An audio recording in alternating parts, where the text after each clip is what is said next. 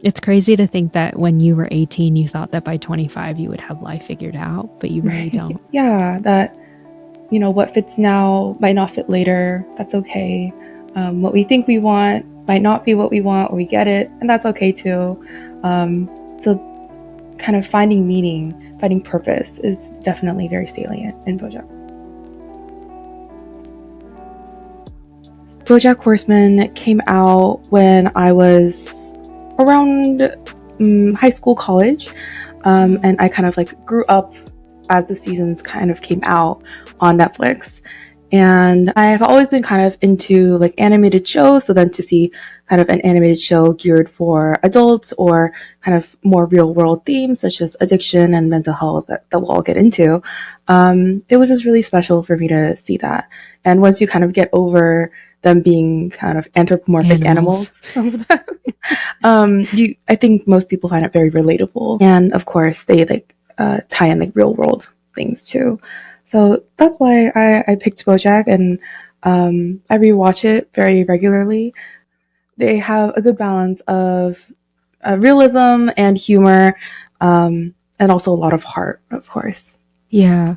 You know, Sarah, you're probably the only person who chose an animated series. And I went ahead and watched a couple trailers. I watched like an episode here and there.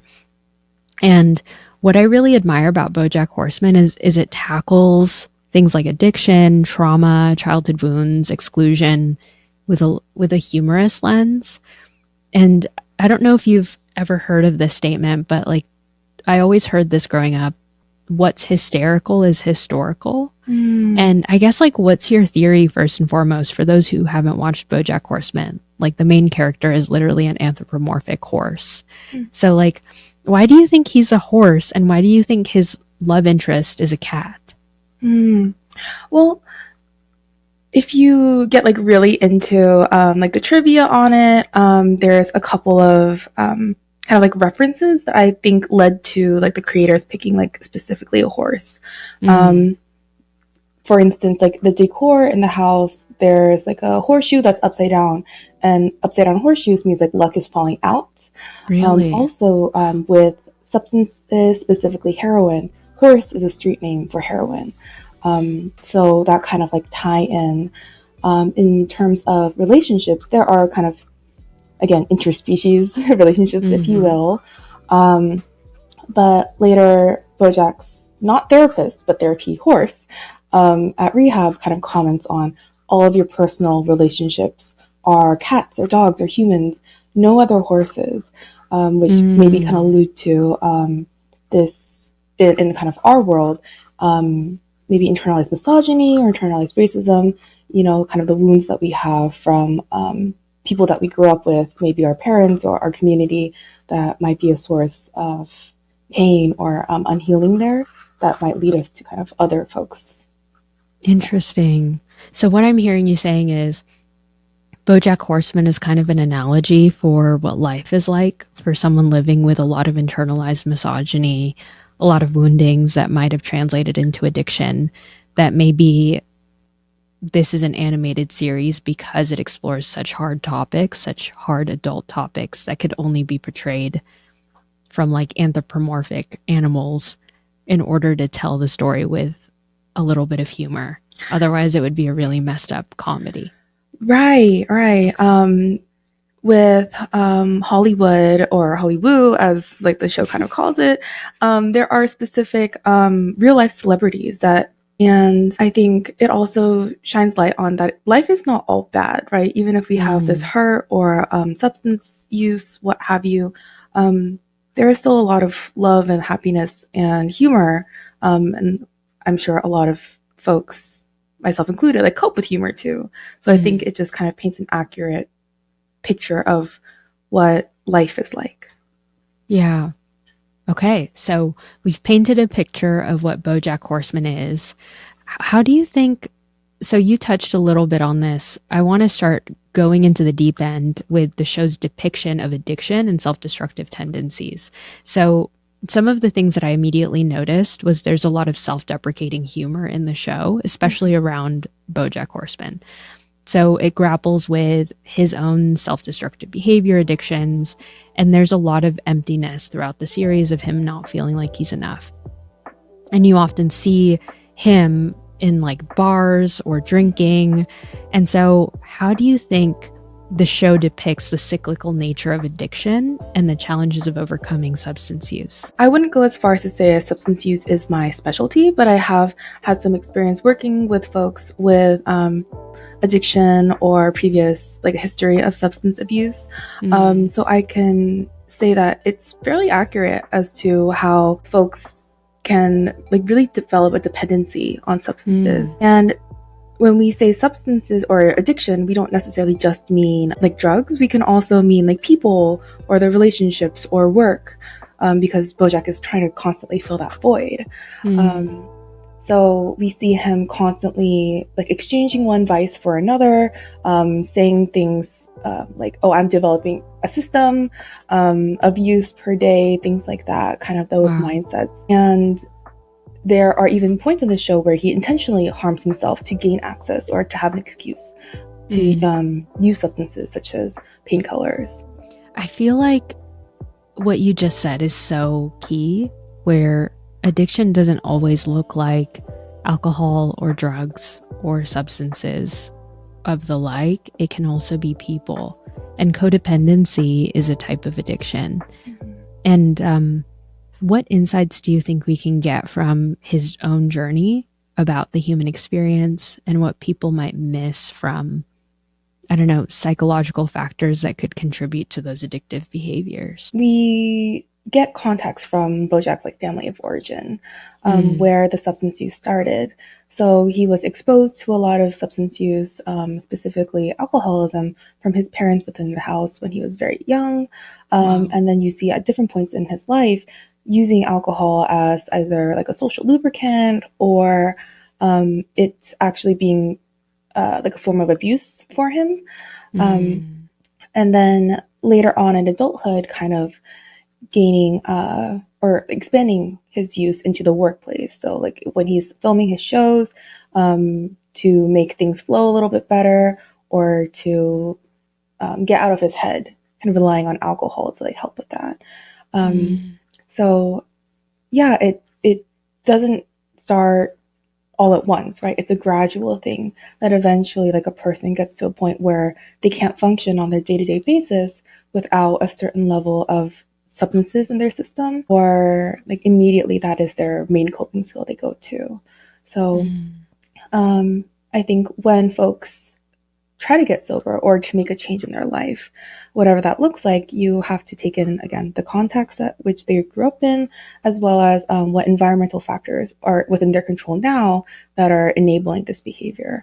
So BoJack specifically, he has a lot of power and wealth and normalization from the folks that he hangs out with that also engage in substance use or have these destructive relationship patterns, people who actively encourage his dysfunction. So again, we see him go through this journey of getting sober, changing the people that he associates with. And then as therapists, I think to get to the why of it, you know, what void is he trying to fill? What does he fear will happen if he's sober? Or what is he so afraid of confronting within himself if he sits with his, clear thoughts in sobriety?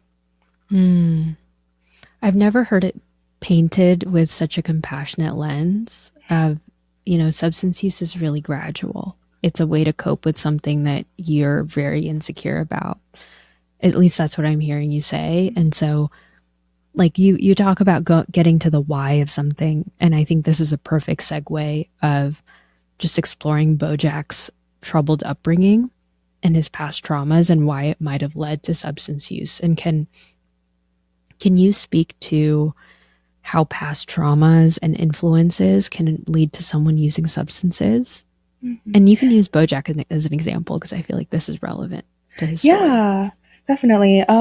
With BoJack, we see his relationship with his parents as an adult child, and actually, like they're both of his parents passing too, so that kind of becoming like his lone family member. But then we also see within the show his parents' relationship dynamic, and it's like honestly such a treat to see his mother's upbringing as a child, and how Mm. BoJack's grandparents were, at least his maternal grandparents. Wow. So they really paint a thorough picture of intergenerational trauma. Mm. So BoJack's parents, as adults, they were both fairly abusive, emotionally or physically, psychologically. His father was unfaithful to his mother numerous times, and with his mother, she is definitely a very problematic person character. She's terrible as a mother, and yet when you see her growing up, this is right after World War II is when she Whoa. grows up. Yeah, she's a little girl then. She witnesses her older brother, or not witnesses, but her older brother passes in the war when he's serving. Her father is, kind of that 1950s stereotypical man, and Mm. her mother actually has a lobotomy done on her. So there's a lot to unpack there. So, her view of family is already pretty skewed. So then, Mm. how is she, without a mother herself or without that kind of guidance and familial structure, supposed to kind of care for BoJack? And BoJack was an accidental baby as well. Um, Wow. so, yeah, a lot of hasty decisions, a lot of impulsive things. After BoJack was conceived, his parents just spontaneously moved to San Francisco and thought that, Mm. oh, with this baby, everything is going to be fine. And of course not. Mm. There's always the next day. Um, Mm.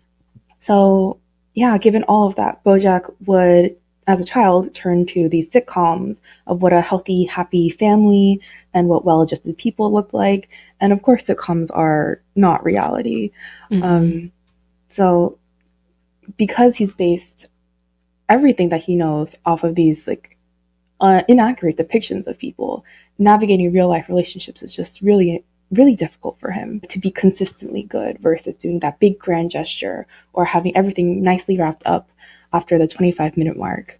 Is Mm. not what he had expected, right? Wow.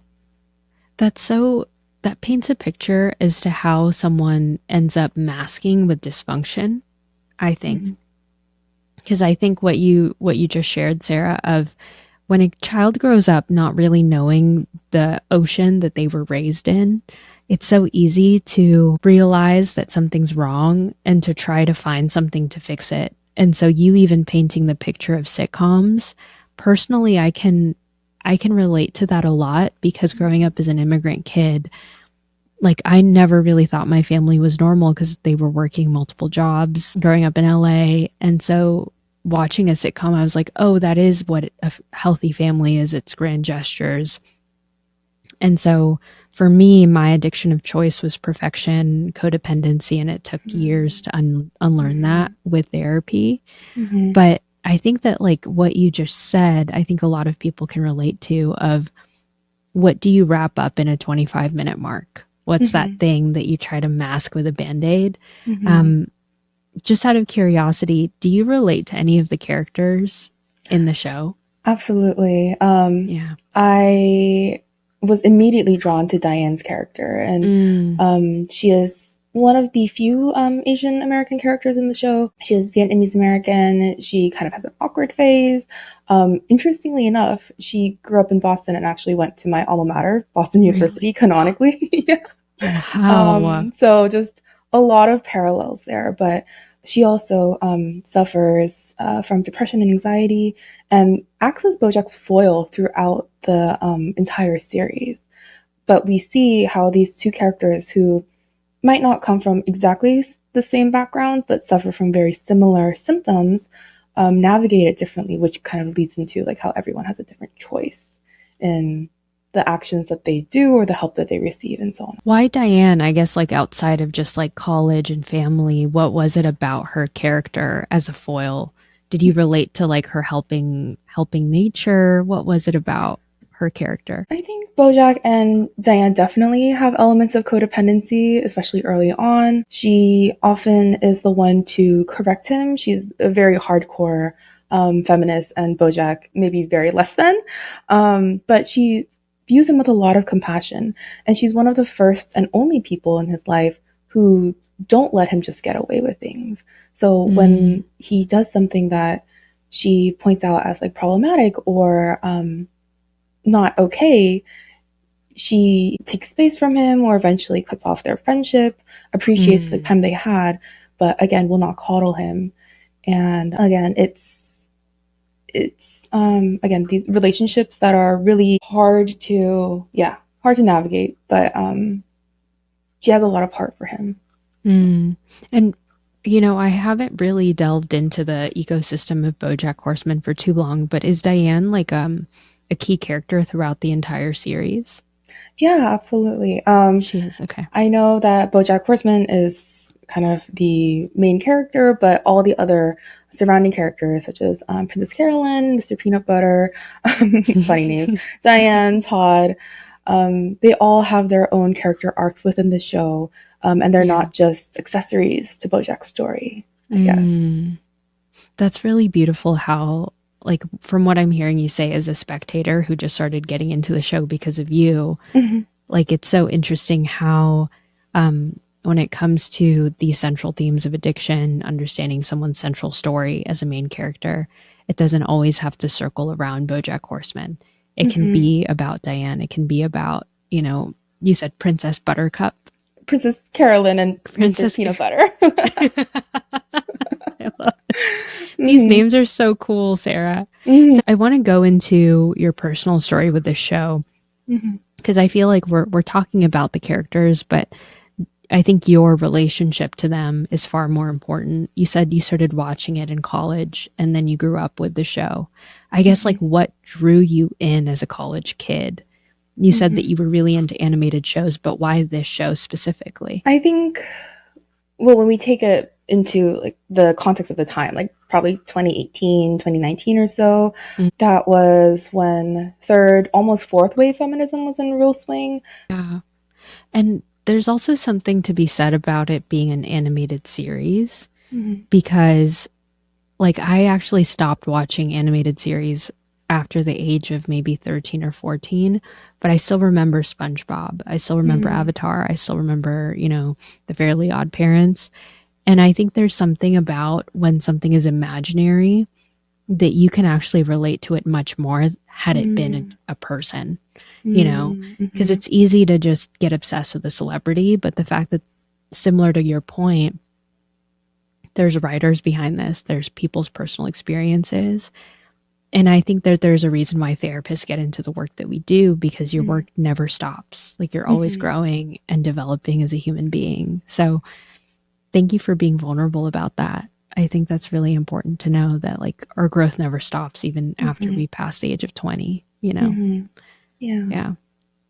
It's crazy to think that when you were 18, you thought that by 25 you would have life figured out, but you really Right. don't. Right. It's Yeah. in a lot of ways exactly what I had kind of hoped for, even better. But then in some ways, I didn't get what I wanted or what I thought I wanted back then. Um, Mm, and like that's okay. That's better in certain situations. mm, But yeah, that what fits now might not fit later. That's okay. What we think we want might not be what we want, or we get it, and that's okay too. So kind of finding meaning, finding purpose is definitely very salient in BoJack yeah. Horseman. I guess like it explores that theme too of disappointment because when you told me about BoJack Horseman and we collaborated on this outline, I actually the first thing I watched was the trailer, Mm. and he like comes back and he's sitting at a bar and these girls are going like, "Is that BoJack Horseman?" He's so much fatter now. Like Mm-hmm. it's like all of these themes of him getting older, and then he goes up to his roommate. I think it's his roommate, and he goes like, "Do people like me?" And he goes, and there's like a lack of like acknowledgement of telling Mm-hmm. him the truth. Mm-hmm. And yeah, there is a lot of disappointment I feel like we face as adults too that we don't really talk about. Like we're supposed to pretend like we're okay, but I Mm-hmm. think the show really explores that humor Mm-hmm. that comes with like not being who you thought you would be in a couple of years and how funny that is at times. Mm-hmm. Definitely. Yeah. Um, yeah. I mean, BoJack. not being liked, but then so desperately wanting to be liked is like something that he falls into like over and over again. People that he deems as good and he deemed Yeah. himself as bad, which Diane again corrects as like there's no good people or bad good guys or bad guys. We're all just guys trying to do the Hmm. right thing. Um, it's That's so good. it's yeah. She's trying to kind of say like it's not like to take accountability, but then also not to villainize yourself per Yeah. se, right? That's so good. That's really good. Let's kind of move into navigating celebrity culture and existential crisis. So, Bojack navigates the complexities of being famous, celebrity culture, existential angst, while he grapples with identity and purpose. And Mm-hmm. all that to say, I think that, you know, when you reach a level of status in your life, or when you get to the top of the mountain, or when you graduate from school, sometimes things aren't what they seem, similar to Mm-hmm. what we've been talking about. Tell me about the superficiality that the show critiques and the Mm-hmm. toxicity of Hollywood, as you Yeah. say. Mm-hmm. Like what is it about the show that attacks that, and why is that either good, bad, neutral? Like what's a great Mm-hmm. way to look at it? Yeah. Well, most of us will, never get to the stardom of like celebrity Yeah. ness. We can all like observe different celebrities in the Mm. media or their journeys over the last 20, 30, 40 years, however long they've been in the spotlight, of kind of this like constant clamoring and seeking relevancy. And I think celebrity culture or even social media now kind of sets that perfect stage of striving to get more money or more attention, more likes, whatever it happens to be. And in Bojack's specific case, it's because he never got that approval from his parents. And he was actually instilled from a very young age the idea of like, the show must go on. So always to put Mm. up a front, always to perform. There's always more to show, things like that. So at one point in his life, his actual show that he was filming took precedent over everything, especially Whoa. even his most personal relationships. Mm. Um, so kind of that mix of everything where that kind of bad behavior or having the bottom line be the utmost kind of top priority, and then having someone meet that and that being praised doesn't really serve well in personal lives. Mm. The show must go on. Have you ever felt that way, Sarah? I'm assuming that like your critique of Hollywood and the show must go on. I'm just based on how you're sharing the story with me. You think that it's unhealthy, and I guess like tell me why and whether or Yeah. not you've fallen into the trap. hmm I think at different points in my life, I have bought into that more or less. Mm. Um, I think it's a balance between, yes, we do have to move through life, make sure our responsibilities are tended to, and make sacrifices or compromises at the very least. And I can probably say, like, maybe I could have stopped to tend to my feelings, or maybe this thing that I felt was so urgent, this test or this obligation, maybe wasn't as pressing as maybe my mental health or even physical health at times. Mm. And that I don't have to put up this front. That kind of, Mm. I wish I had that gentleness kind of growing up in the Bay around a lot of competitive high schools or things like that. Even within the Asian American communities, that comparison is like really palpable or even Really? encouraged. Wow. So I think moving into kind of my journey of mental health, letting go of that, saying that, how, like, me as I am without necessarily all the bells and thrills, like, it's okay too. That Mm. I don't have to go to the bottom line, and that, like, people and things are a little bit more gracious than one might assume. Mm. There's so much intersectionality to what you just said of the competitiveness of growing up in the Bay, Asian American competitiveness. Earlier, you talked about being a feminist. like during the fourth wave of feminism, you know, going to Boston University, like moving halfway across the country to go to school.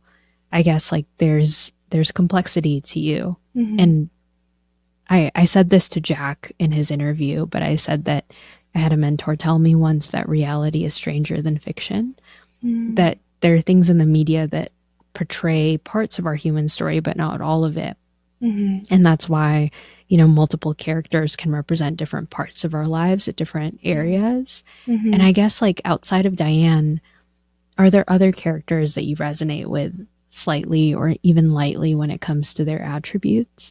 With, I mean, I had mentioned Princess Carolyn, kind of Mm-hmm. the, again, the go-getterness, wanting to have it all, things like that. I think even Yeah. Todd, he on the surface is a very lucky, happy-go-lucky character. He's the character who's in his 20s, kind of figuring it out. Mm. He has a journey of his own, kind of navigating his friendship with BoJack and making meaning of his own life. He's not the version of success that his stepfather had wanted.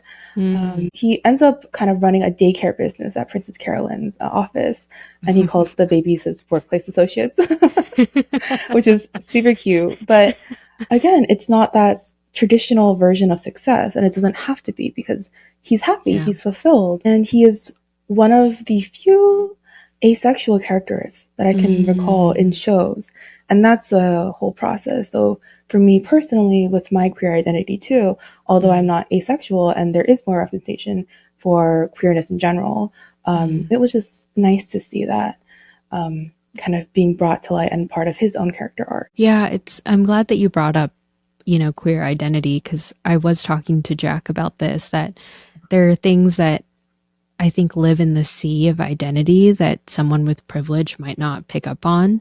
But Mm. I think that you even talking about asexual identity embedded in a show is so unique because we often don't even talk about what it Mm-hmm. means to be asexual, you know? So Right. I think that that's super important. I don't want to miss out on the second question Mm-hmm. on celebrity culture and existential crises. But as a therapist, you Mm-hmm. know, Bojack goes on this existential journey. What sort of mental health themes on self worth, authenticity, existential despair do you see? And for listeners that are asking yourselves, like, what is existential despair? Think of it as asking the really hard questions in life and wondering what this life is all about. That's essentially what existential despair is. But tell us, Sarah, from your Mm-hmm. expertise. Yeah, both Helen and I's supervisor, Foon, Mm-hmm. shout out to her.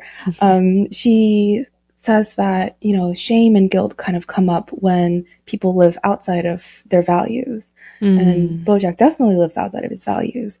That doesn't stop him from kind of his actions, but he feels a lot of shame and guilt from that. mm, Um, so I think folks can, if they're feeling some kind of dissonance in their lives, kind of stop and reevaluate what are my values? Where do I find meaning, fulfillment, and purpose? And yeah, I think once people do kind of identify what they want to do and how they want to go about it, that yeah. generally increases pride and confidence in themselves, reduce shame, even gratitude for this life that we have, and then kind of going into like the self and others, allowing others to know you and love you in all of your warts and all, Mm. and then taking the time to love and know others. The last part got to me, if I'm being Mm-hmm. honest, allowing someone to love you, warts and all. The reason why I'm bringing that up is because I think a lot of clients, especially the clients that we work with, Asian American women, Mm-hmm. there's a fear of that. Like letting you see me, warts and all, whether Mm-hmm. it's in a romantic relationship or friendship. I guess from the therapeutic insight of self worth, it's easy to logically say to someone, just let them love you.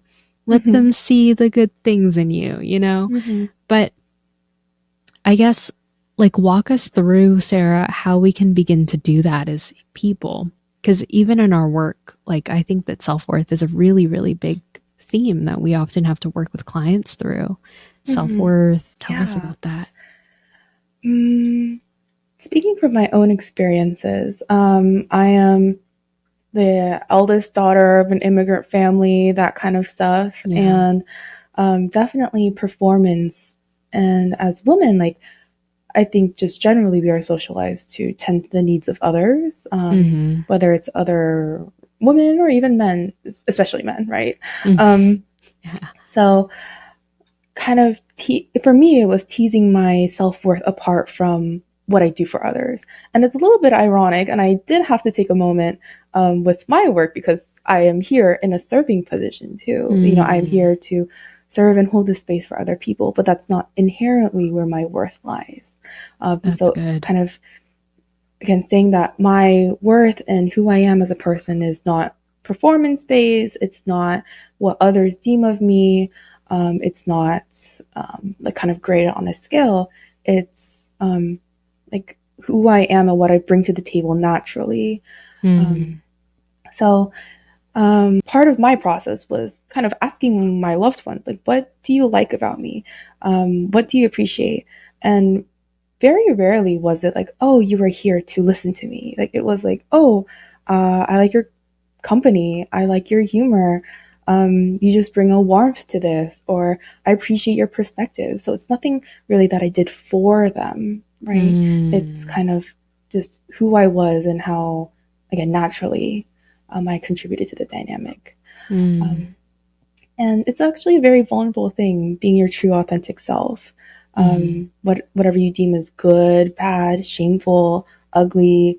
But then to say, like, this is part of me, this is how I feel, this is kind of what I bring to the table. Can you like support me in this, or at least be a witness to this, whether it's my pain, my suffering, my unhealed trauma, whatever it happens to be. Mm. And then to trust that the other person, whoever it is, a partner, a friend, family member, will love you, not in spite of that, but with all of that.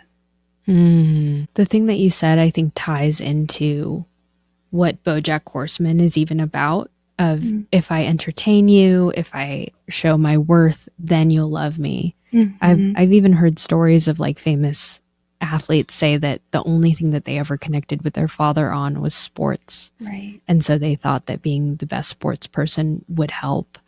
But I think that there's something I want to quote Sarah saying of right now I'm in a serving position, but that's not where I get my worth. And especially as women, and maybe even men and non binary folk feel this way too, but because I have the experience of being a cisgendered woman, I can only speak to that. But like, it's easy to think that your worth comes from serving others. Mm-hmm.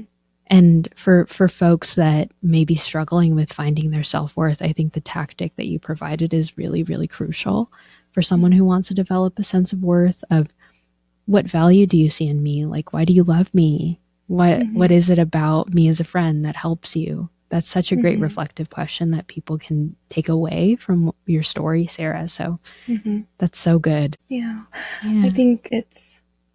I mean, again, self worth is a whole journey in and of itself. But yeah, to kind of put an end to people pleasing behaviors, or taking a look at maybe attachment style, Mm. how that kind of infers how you navigate relationships could be a good place to start too. Yeah. Attachment style is a big one. Do you think it's become like over celebritized? Back to the theme of like celebrity culture and BoJack Horseman. Mm. Attachment I style, I mean. Yeah, I think broadly, Mm. I think a lot of therapy and psychological terms have been co-opted, Yeah. or Yeah. like there's like pop psychology, right? Right. And that can be harmful, you know, to kind of like um, self-diagnose, or you Yeah. know, to not fully be informed of what certain tools are. But I personally see like attachment styles kind of similar to like MBTIs, where yes, you could possibly read up on it, make inferences as to like, okay, I'm leaning towards this kind of attachment style. What's But maybe MBTIs? Myers-Briggs Oh, types, yes. Okay. yeah, yeah. So again, kind of making making inferences as to like, okay, this is what it's like. But I think it could also be really helpful to have a trained professional to kind of guide you through that of, okay, this is what this attachment type can like mean. Here's how you might be like kind of applying it to your relationships, things like that. You don't have to answer this question directly, but I'm just curious. Mm-hmm. What is your attachment style, and how did you start to heal from that attachment wound?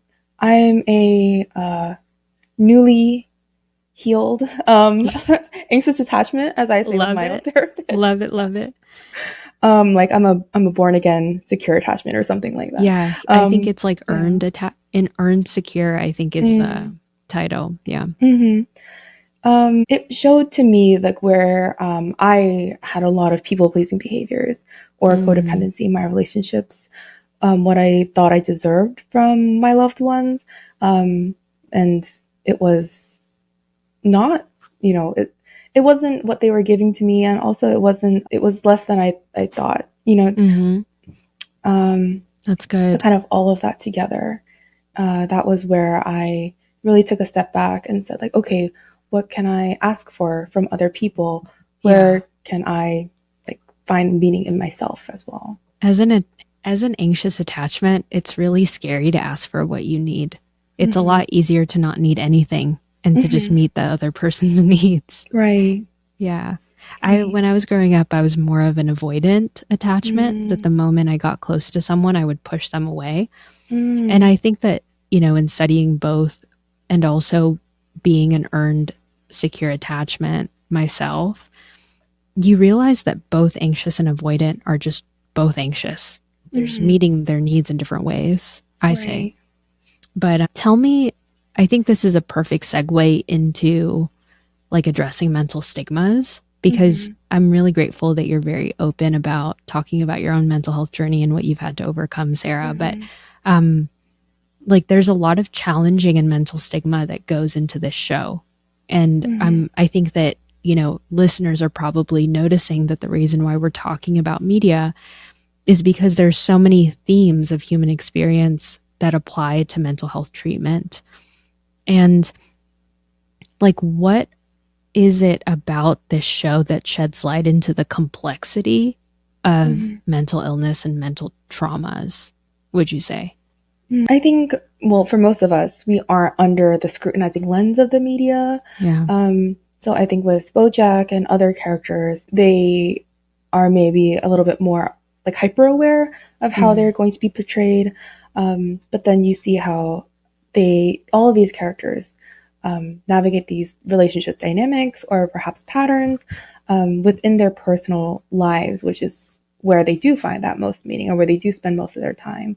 mm, We see Diane's journey specifically. She goes in and out of therapy. She starts taking antidepressants again. She changes her environment, her occupation. She meets a really great guy and has healing in that corrective experience, as we call it, right? mm. In that relationship. We also see characters utilizing some coping skills, such as what's 5 things you can see, 4 things you can hear, things like that.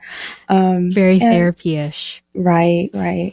And yeah, it just shows like a very human way of like kind of applying these principles in our lives.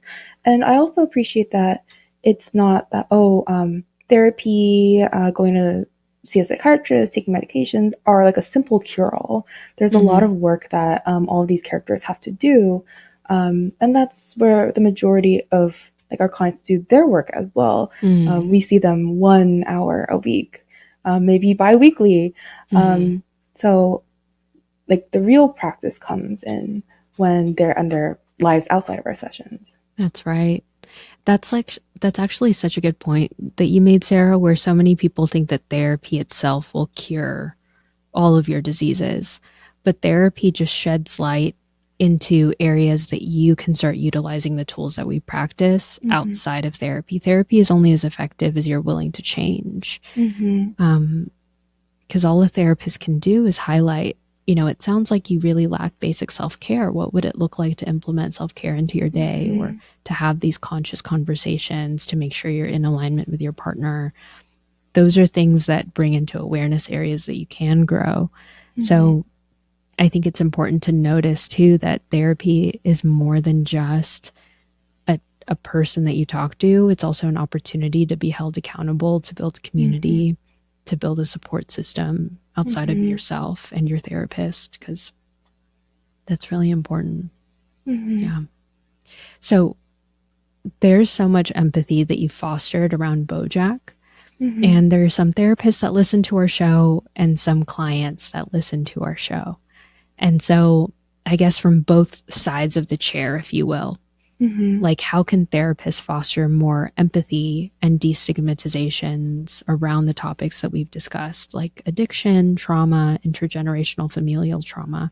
Mm-hmm. And from the other side, like from a client's perspective, what are some things that we need to maybe have conversations with our therapists about or look for in therapists that do Mm-hmm. offer that type of empathy? Mm-hmm. I think the saying hurt people" really applies here. Yeah. We see Bojack being a victim to so many, an abuser to so many others. Um, and of course, it's harmful and it's unacceptable, but then to deem it as evil or he is a bad person um, is maybe not the most helpful in the situation.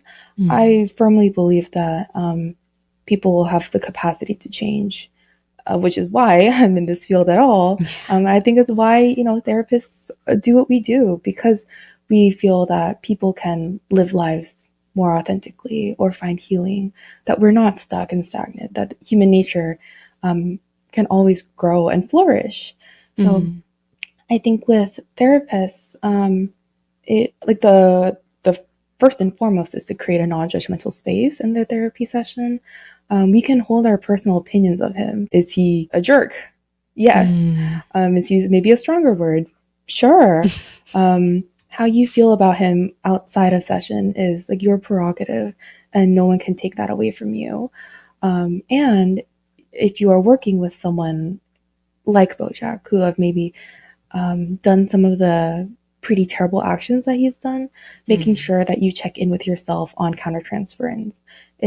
Are my personal opinions getting in the way of holding space for him and staying open and curious about his experiences too? And I would, as a client, encourage folks to find people who do hold that empathy for you, who will not, well, who will, again, hold a mirror up to you and say, okay, here's what you have done. Nothing can change that, but we are not going to have this continue. And here are, like, how would you like to kind of go about Mm. changing? But then also saying, like, well, here are the concrete ways that you have changed. You are not that same person that used to be who hurt other people or who would have made these decisions.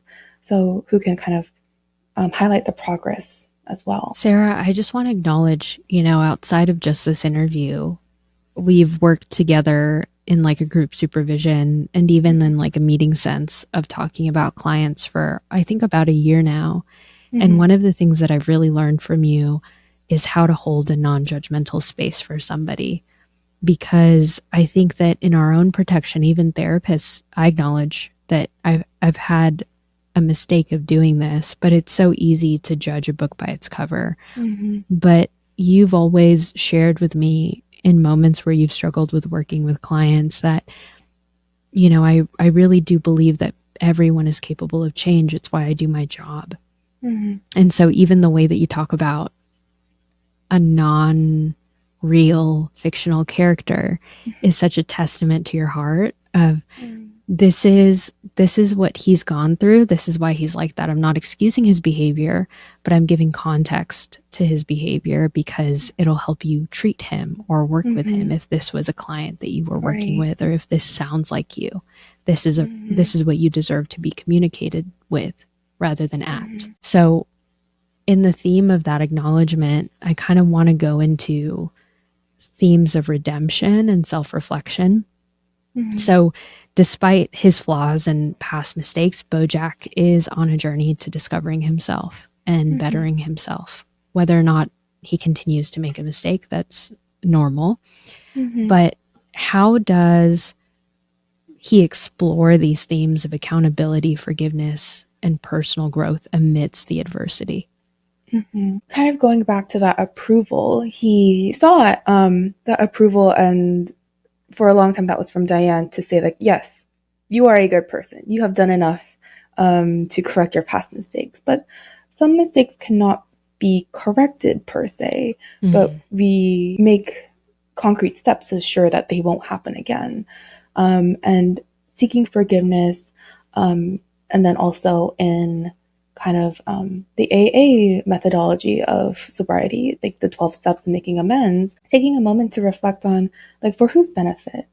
You know, if you reach out to someone that you have hurt before, maybe they would appreciate an apology, but sometimes it's just kind of to better, like, it's better to let sleeping dogs lie too. And also reminding yourself that nobody's entitled to forgiveness. So even if this person does not give us forgiveness, can we forgive ourselves to the extent of like, okay, this is something that I have done, kind of acknowledge the past, and say, well, here are all the steps that I have taken to change my life, change myself, how I'm navigating things differently, so that you can have some hopefulness while you take kind of the reins of your future.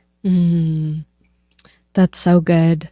You know, I kind of want to explore this theme of forgiveness because, you know, Jack and I were exploring this theme and he actually shared the show Heartstopper. Have you heard of it? I'm not familiar with it, So no. it's a show that follows the narrative of a gay boy who's in school and he's learning to come out and explore his queerness. And there's actually a scene about like him getting assaulted by this other boy who's closeted. And Jack kind of explores this theme of forgiveness, that you're not obligated to forgive, especially if there are moments where you still need healing. Even if the other person tries to make amends to you, you're not obligated to that. And so I guess from both sides of the same coin, I think that for someone going through addiction or going through like self-redemption, I think asking for forgiveness is all you can do, right? There should never be an expectation to, at least that's what I'm hearing you say, as I'm understanding it. Right. We are not entitled to forgiveness, like you said. We are also not entitled to relationships with other people, which is why several characters at the end of the show or throughout the show kind of cut ties with BoJack because of the harm that he has done in their lives. And, you know, there is more than enough space to acknowledge the harm that he has done, or maybe the harm that we have done to other people, and say that that is not the current experience anymore. That one does not have to cancel out the other. That's good. All right. Sarah, I want to be respectful of your time and ask you one last question. So, a couple of themes that came up for our discussion: taking responsibility for your actions, cultivating self awareness, embracing opportunities for change. How can someone take the lessons that we talked about today and just start applying it to their lives? Maybe you can give suggestions for practices, things that people can do to reach healing and change outside of going to therapy, which is obvious because we talked about that. Yeah, I think recognizing patterns or triggers or dynamics that don't serve us, that might be kind of just repeating or reenacting past traumas, that can be a good place to start to gain some context. And, you know, context and history, they inform us. They give us an explanation of like why we might go about things the way that we do. But then not stopping there, not utilizing that as an excuse, but it's like, okay, where do I go from here? So maybe some principles of solution-focused therapy, again, making kind of more like tangible changes within your surroundings can be a more obvious step. But I think a large component of this is just going to be that self-compassion, that, you know, we don't want to use the feeling of shame and embarrassment and disappointment in ourselves as a cross or a burden to bear for the rest of our lives. Like, it is something that we definitely need to acknowledge as a part of our history. And if it stops us there, to say, okay, let me go about this differently. And again, use it as a motivating factor for change, versus letting it immobilize us or have this hopelessness, helplessness. That's good. Self-compassion, understanding history, but not stopping there. Being able to understand context. Yeah. Thank you, Sarah. This was so fun.